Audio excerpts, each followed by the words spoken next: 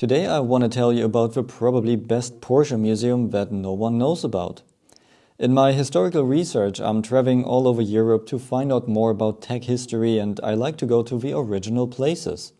Of course, Porsche is a huge topic, and I visited many Porsche museums, for example, the one in Stuttgart, the old Porsche company in Gmünd during the 1940s in Austria, and Porsche's birth house in Maffersdorf. All these places are amazing and really worth to go, but not many people know about what Porsche did before he founded his own company. And in my research, I always came back to information from the museum Fahr in Mattsee, north of Salzburg in Austria. So now I went there and was amazed. But why the small town Mattsee? The museum was founded by Porsche's oldest grandson, Ernst Piëch. He was born in 1929 and was the closest grandchild to Ferdinand Porsche. He spent a lot of time at his grandparents' home in Stuttgart, and Porsche even took him to his office and work meetings. When Porsche passed away, Ernst Piëch was 21 years old, so he has a lot of memories of his grandfather Porsche. Ernst Piëch later married the daughter of VW boss Heinrich Nordhoff. Piëch is today 96 years old, spends autumn and winter in England, and lives in Mattsee, Austria during spring and summer. Ernst Piëch was always known to collect oldtimers and to keep the memories of his grandfather alive. In 2011 he founded the museum in his hometown Mattsee. And the collection is really impressive. Piëch is especially interested in everything his grandfather did until he founded his own company, and especially in Austro-Daimler, where Porsche was technical director from 1906 to 1923. The museum is not just a collection of dead cars. All of the vehicles are in top condition, every car can drive, and every car has an Austrian license plate.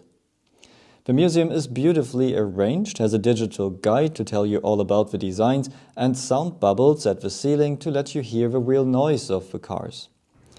There are experiments like a wind tunnel and many driving simulators where you can even try to drive the hybrid Lona Mixte from 1901, or you can test the external shifting in a 1910 Prinz Heinrich wagon.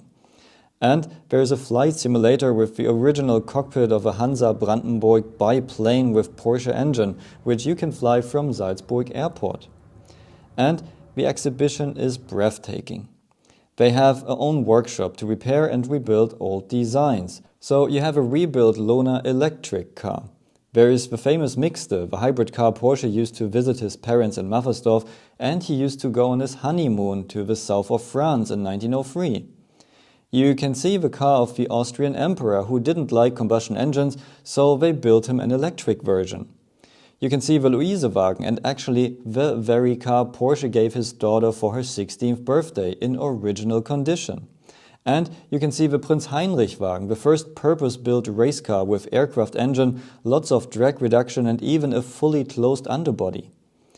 The cellar is full of Porsche tractor designs because Piëch did his driving license on a Porsche tractor.